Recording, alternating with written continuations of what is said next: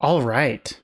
Tonight we're going to finish the first gym, which the key parts for this are going to be setting up the trainers, well, setting up the gym leader so that the gym leader's Pokemon change based on how many badges you have when you enter. And the second key thing is building out the trainers before the gym leader to make sure that after you've beaten the gym leader, they don't battle you anymore. So, I mean, this is starting to become sort of a rabbit hole that I'm getting sucked into because I need to design these different iterations of the Pokemon team. So I'm hoping to wrap it all up today. We'll see how that goes. Oh, and so last stream, I was struggling to figure out why my gym leader was saying different messages from how I had him set up to say it. And guys, I mean, so I changed this, but he was just at the bottom. It had already picked that one and assigned it to it from the stream, the two streams ago. And so I've just updated it and I've made it so we don't have a duplicate because I added it on new here, and then last stream I started editing up here. So no more duplicates. It should just be I can build this out as we go. I don't know why I put it as Adam. David. And so, if this is the first gym you go to, all you gotta do is deal with a Frillish and a Totodile. Wait a second. I'm still only sharing... There we go. Now you can see everything. My bad. Also... I'm just going to snip this and pull it off to the side as a point of reference for later. Because his lose text is going to say something like, well done. And then Frillish, Totodile. I don't know what ball 19 is. If I had to guess, I would say it's going to be like a great ball or something. But let me just pull up how to define trainers, because this is a little bit different from what I'm used to.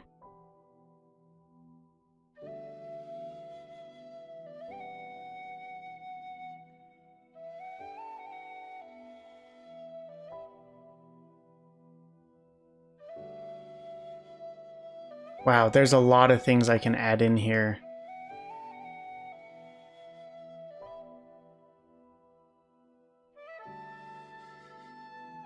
I like it. I think it's a lot clearer to use than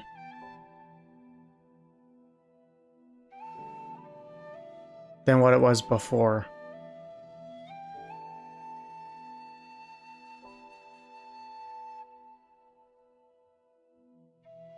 Okay, so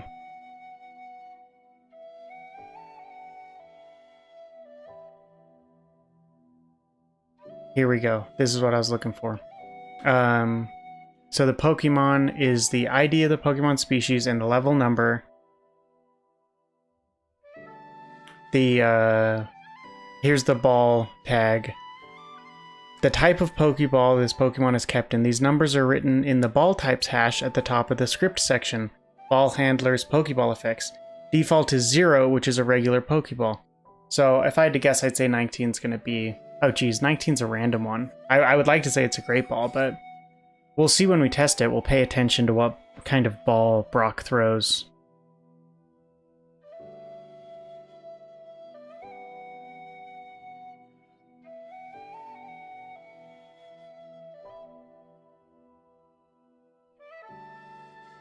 And we're going to go with... Okay, so I think... I don't think we want Totodile to hold a citrus berry. Let's give that... Let's give that to the Frillish. And then the item for Totodile can be something else.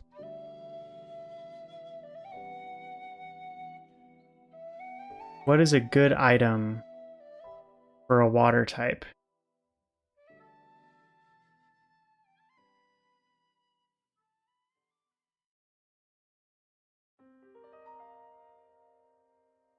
There's definitely ones that increase the power of that specific type, like Mystic Water. It is a teardrop-shaped gem that powers up the type of water type moves. Yeah. This Totodile's gonna hit a little bit harder than usual. I don't even know. I may want IV to just be randomized. I don't know if I want to set it to something.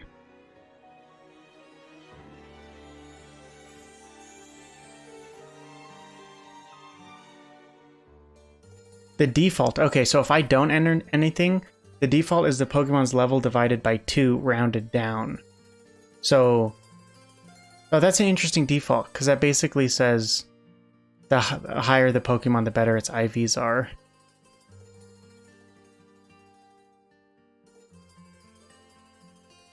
I can also set its EVs. I'm thinking of just getting rid of these. I don't want to feel obligated as I go through the game. I mean, for like key battles with like the Elite Four, maybe I can get into that and make it even more specific, but for now I'm not going to worry about it. I'm just going to go with this. Ability. Do I want to? I don't like look at Totodile and think, yeah, he really needs to have Torrent, or he really needs to have Sheer Force. Like, I mean, there are certain Pokemon that I think it is fun to do, but there are other Pokemon that I frankly just don't care for what kind of ability they have. So Torrent increases water type moves when the HP is below 1/3 of the max. Sheer Force sounds way cooler because that increases the power of moves that have beneficiary secondary effects, which would be really useful for Confusion with Water Pulse or Burn with Scald. So I actually do think I want to give this Totodile Sheer Force. Let me just confirm that Totodile can... that the wiki I'm referencing agrees to... Yep, it does. Sheer Force is the hidden ability. So I think you access hidden abilities, like I think 0 is the default, and then 2, okay, so it's either 0 for first natural ability, 1 for second natural ability, or 2 plus for hidden abilities. So I'm gonna give it a 2 and see if that works. We're gonna get rid of ability for Frillish. That can vary. Actually, the default is 0. So if I don't define it, it's just gonna have its set thing, which is fine. This is David, and I want to make sure I understand what I need to define here. So after you choose your starter... Oh, do you not have a rival battle? Whoa, does the demo not have a rival battle? That's wild. I thought for sure the demo would have a rival battle. Ooh, okay. I was just gonna take a quick peek at it to see...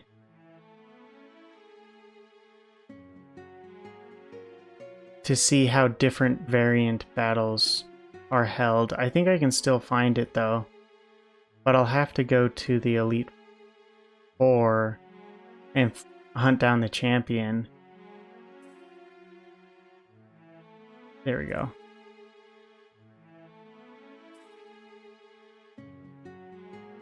Okay, Champion Blue. Oh, come on. They don't have in their default... Yeah, where's this rival battle happening? Okay, that's how it's set up though. That's that is the information. I wanted to know if I should leave it blank. But I also want to know what I need to make sure I include, how I include it in RPG Maker.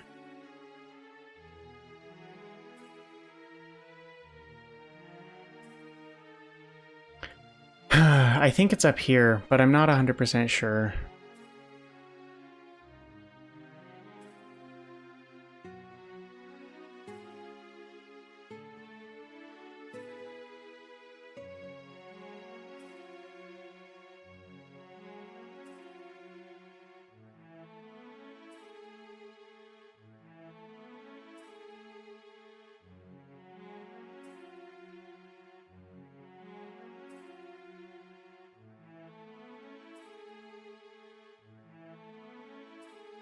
Okay.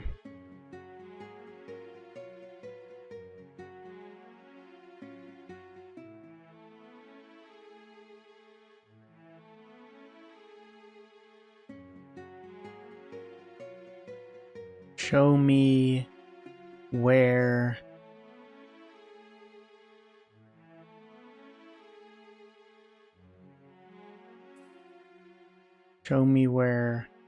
I need to include the numbers. I think the numbers are included.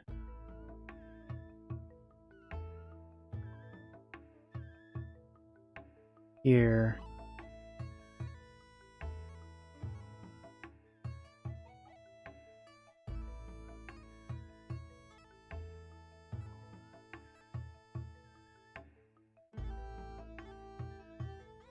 I want a clear example of it though.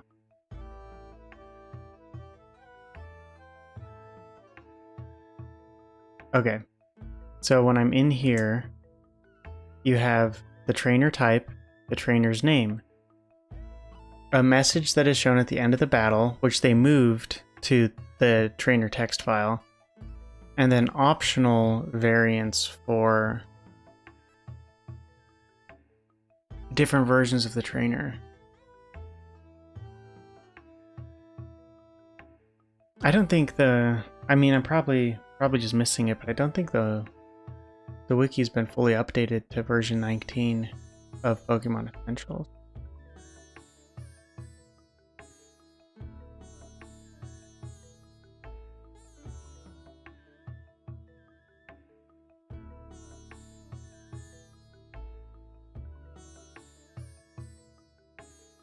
I mean, I'll try to edit it here. So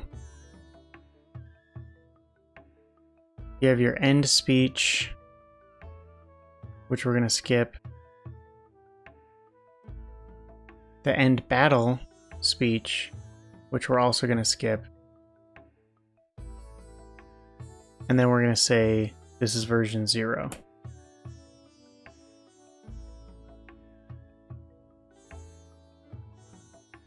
Okay, we're going to copy and paste this event page.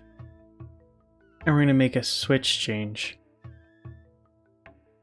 And this, well, a dependent switch, and it's going to be for trainer badges. Which this brings up an interesting point. What I'm probably going to do, see, it's defeated Gym 1 on, right? In most Pokemon games, it's just set up so that it's generally just set up so that each gym is its own switch, a global switch, and that's how you can like roadblock a player. So you can be like, oh, there's like I'm also in Platinum right now. I just entered a new town, and there's a film crew blocking one of the paths until you go beat the gym, and that's just an example of the switch at work. But we're gonna make a variable, and we're gonna say gym victory. Oh.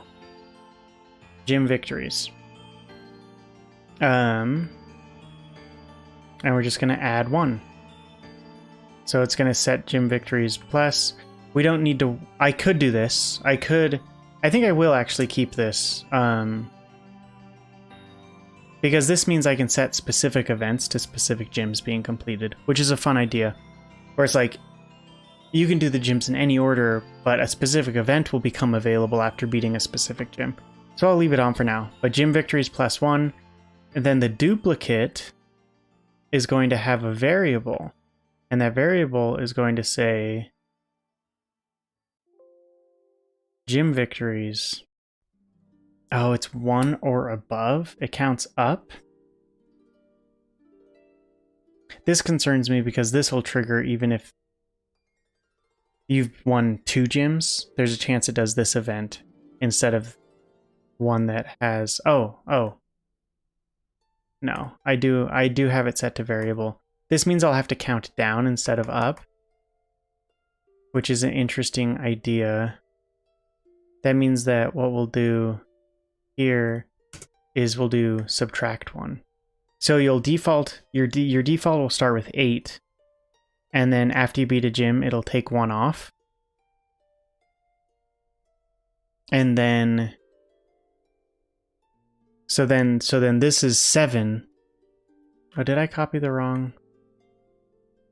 No, I did not. I'm just messing with the wrong one. This is... And then it counts down after you beat this. And that way it should never... It should never trigger the wrong event. Right? We'll see. I mean, this is troubleshooting for you. So then it'll be 6. And we'll do a new event page. And this will be for when gym victories is 6. And we'll say, this is just for us when we're testing. You've beaten 2 gyms. And so one key thing to see is after doing this, self switch A should be on. And so it should go here, and you shouldn't be able to trigger this one. But we'll check. We'll check and see how that goes.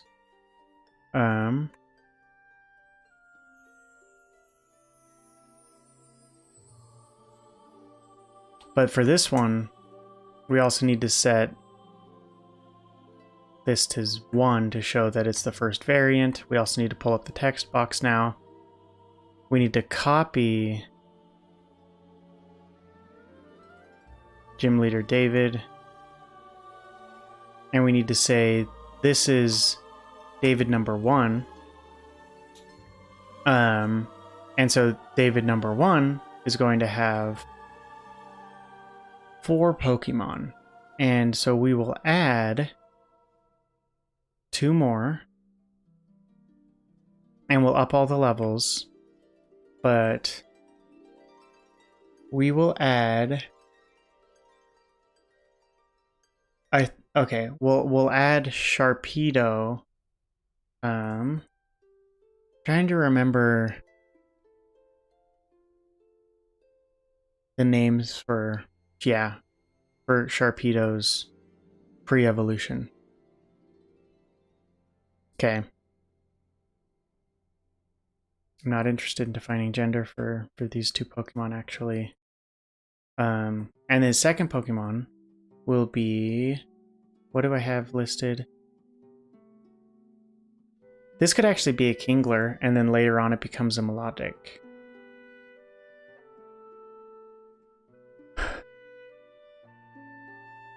Or this is where the curveball's introduced, and you get one type that's not the type of the rest of the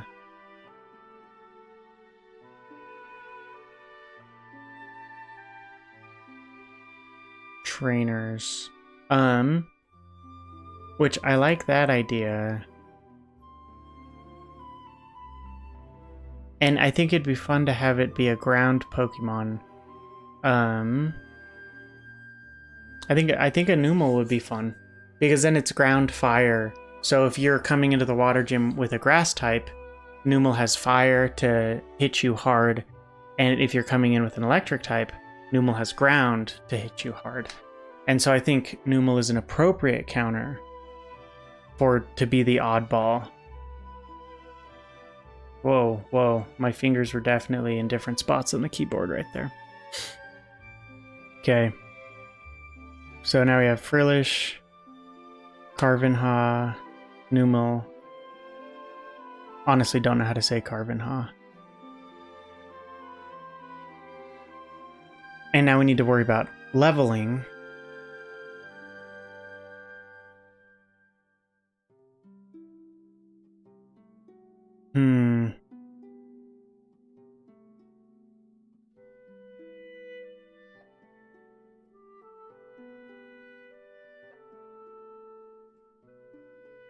like this is the key part. The levels that I choose to make the gyms progress to is going to affect ultimately how players go through the game, because that's essentially how much grinding is necessary to get through it. And so they are 12. I'm thinking I should add 6 levels to them and go 18, 18, 18, and then 20 for Totodile, who's not going to be Totodile anymore. I need to update Totodile.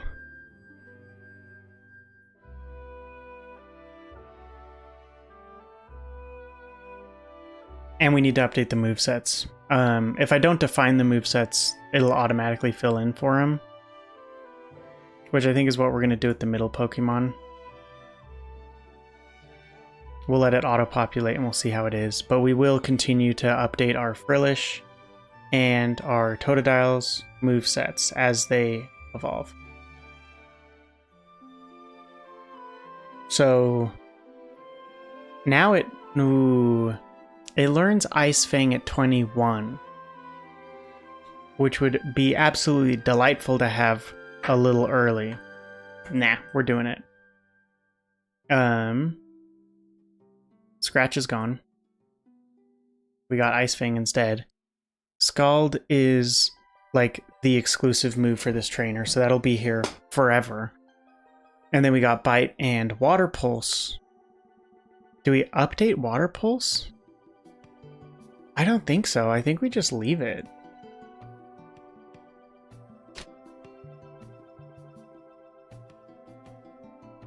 Because we can, yeah, we'll leave it for now, but it'll definitely update in the future. Okay, let's actually see if this even works.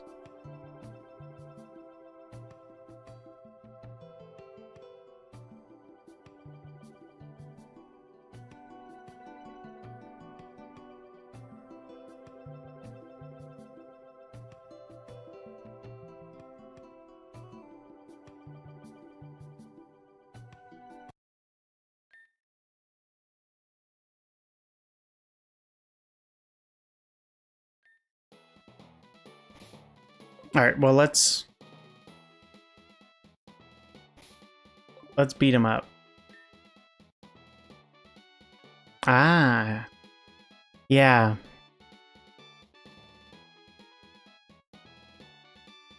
I just know that I'm doing it the old way, and I need an example of doing it the new way.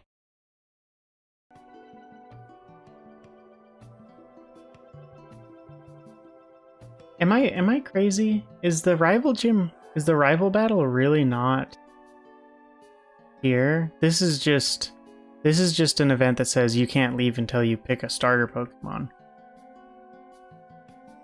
So where's the first rival battle in the reference guide?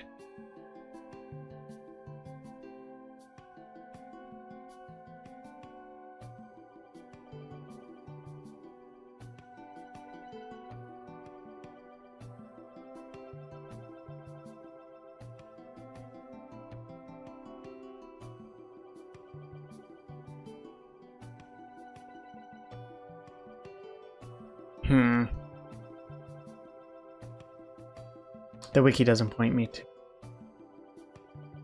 to where I want to find the rival battle.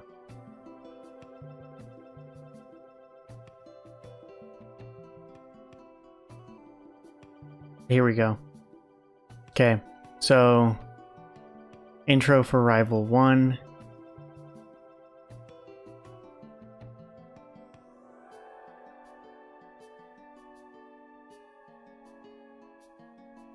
Rival walks up to you. Rival talks.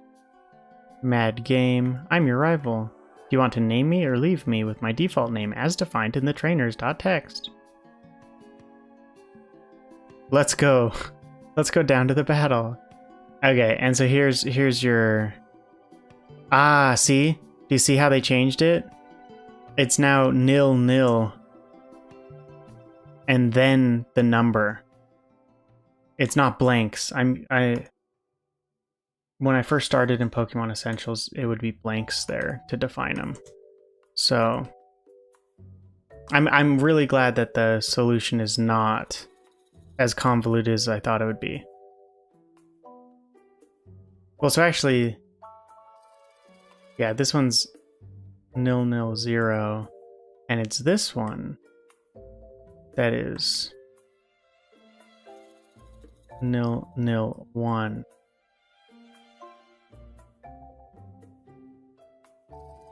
Okay. And this should still be set up right, I hope. We got regular David here, and then David 1 here. David 1 has 4 Pokemon. David only has 2 Pokemon. Get that out of the way.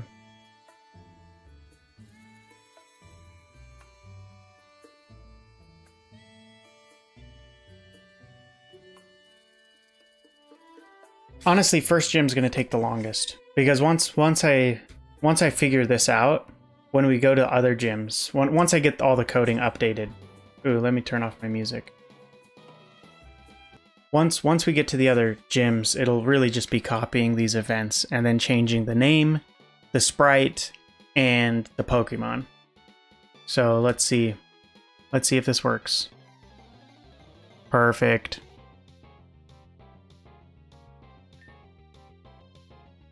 And this is the right one. He sent out 2 Pokemon.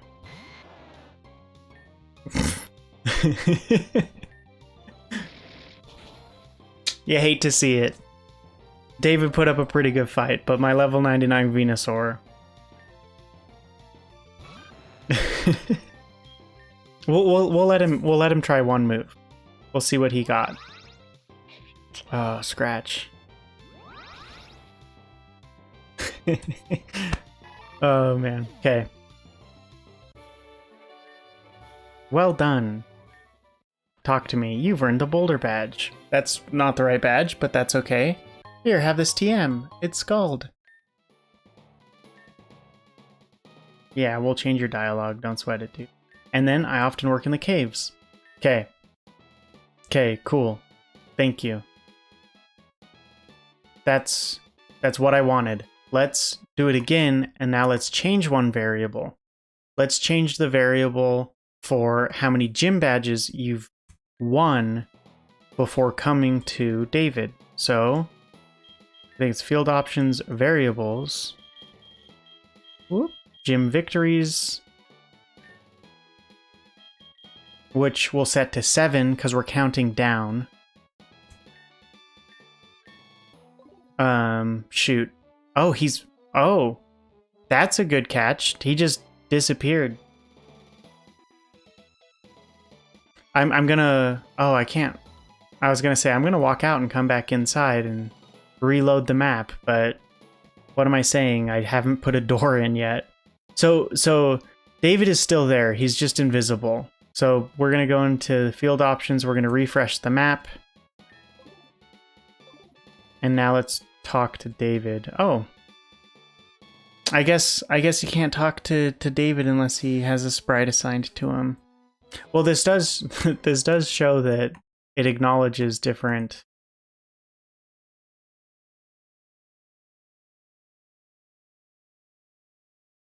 Interesting. So I thought the plan was if you fight him the first time before having, well, actually, you fight him when gym victories are 8 or above, and it's the first battle. And then after you beat him, gym victories decreases. And I was working backwards because I then want the cutoff for 7 or above to be this version of him. And then the 6th version just to say you've beaten 2 gyms as proof of theory that it would work. So I'm interested that this didn't come up because he does have a graphic, and I set gym victories to 7. So he should appear. Odd. Let's just look at this one more time.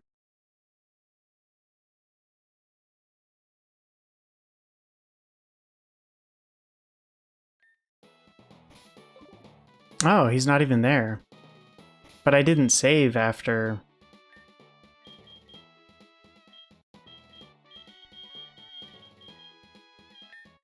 Oh, he's not there because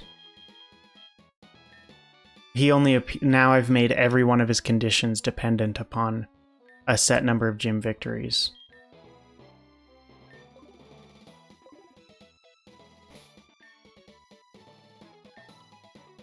We're just going to warp here, and then we are going to warp right back in.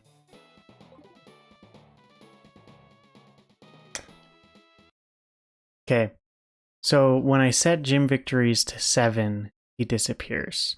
Why would that happen? This is what should show. Oh, I think it's defaulting to the lowest one, actually.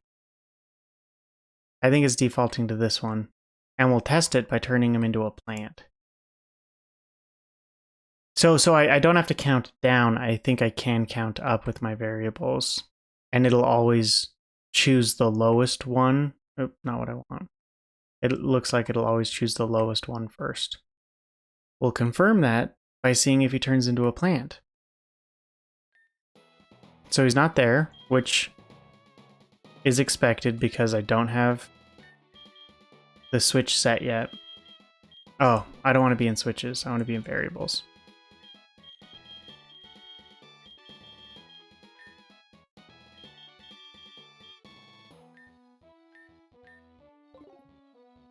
Yep. Okay. Cool. Well, this means we know what's going on, and we know that we can do gym victories as an addition instead of a subtraction for our game, which was nice because I think that is more convenient. And that means that we can also do gym victories as 0 or above, and gym victories as 1 or above, and gym victories as 2 or above. And now we should have 3 different Davids that we fight based off of this. And because it's set to 0 at the start, this means that when we first load up the game, David should be there, which he is. This is the David we fought at the beginning with 2 Pokemon. So now let's go into debug, field options, variables. Gym victories is now 1.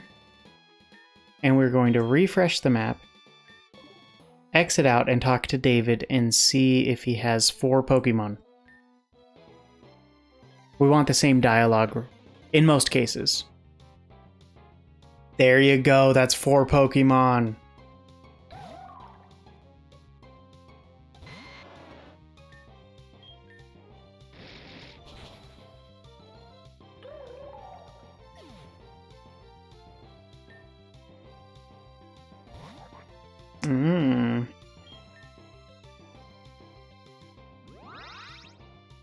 Good. Uses a super effective move. Already has its own preset moveset based on what's available.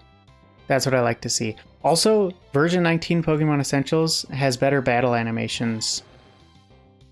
Ah. He's throwing out his best Pokemon first. So even though Croconaw is 3 levels higher than Numel, Numel had a type advantage. If I did another Solar Beam, Croconaw probably would have used Ice Fang on me. Which I think it's interesting. Ice Punch is better than Ice Fang. I would honestly expect having a crocodile bite you to just be better than a crocodile punching you. And I mean, not even a crocodile in general. Like, I think a Pokemon bite would hurt more than a Pokemon punch. But I guess fighting types have beefy arms, so... Okay, cool.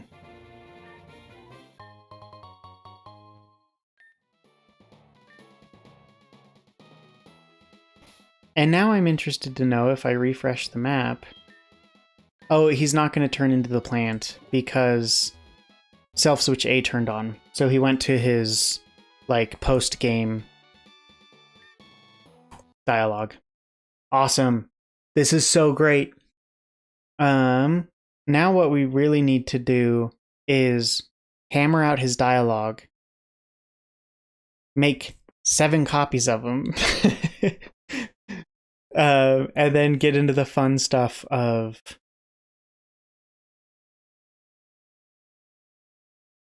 designing his teams.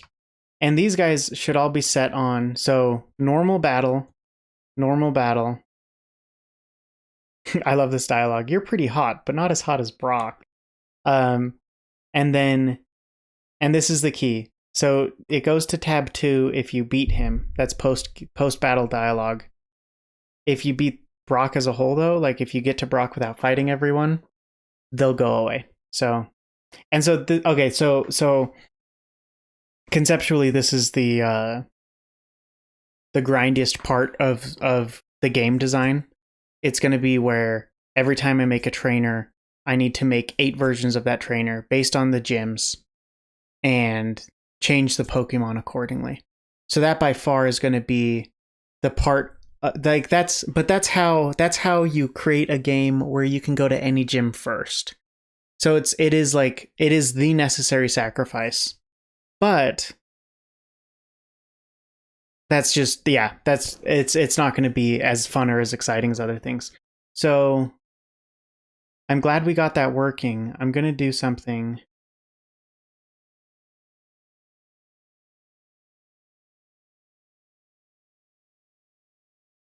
I need to close off these side paths so that you can't use them to get all the way to David. I think I'll just do something like that. Because like I was just in, what gym was it? I was playing Platinum, and you get to the gym with the flashlights and you're looking around in the dark, and you can actually take the teleporter straight to the end and then just go look at the gym leader standing there. And obviously it's roadblocked, but you can still go look at the gym leader, which is how I think Misty's gym is set up as well. I think you can go along the sides just to like look at Misty, but you can't approach her without going through the gauntlet. Cool. So I'm going to do one more thing real quick, which is we're going to make it so you can enter and leave the gym. Doors are pretty easy. It's about getting the right door animation, though.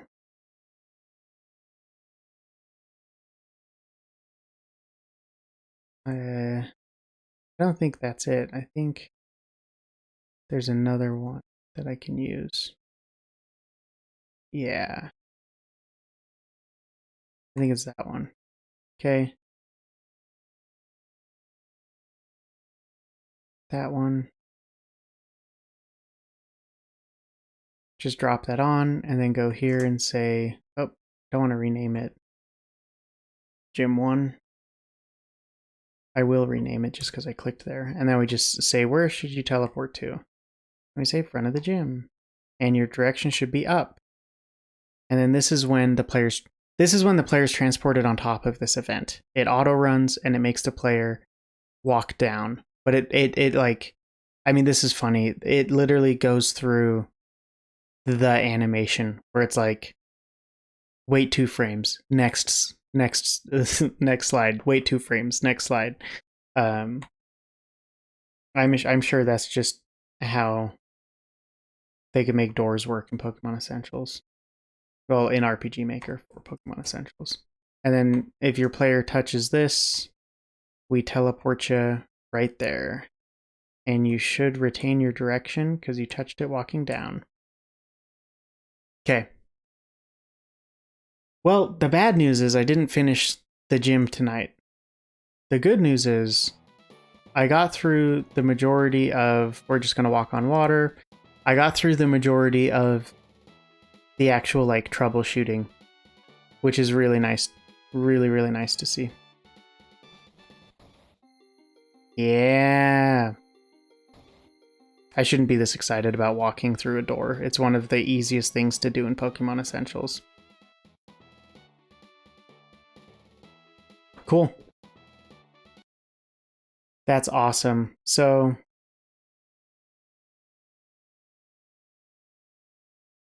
yeah, now we just get to build out 8 versions of all of these trainers. And because that's going to be super hard, if you guys have favorite water Pokemon, come into my next stream and just drop them and I'll throw them in. I'll make them work.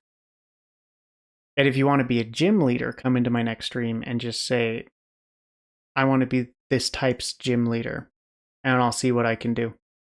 The one exception is I'm probably exclusively going to make Poison type an Elite Four member. So I probably will ask for a second type if you want to be a Poison gym leader, just because I really like Poison as a type. It's fun to build teams around it. Anyways, thanks for watching, and I'll see you guys in the next stream.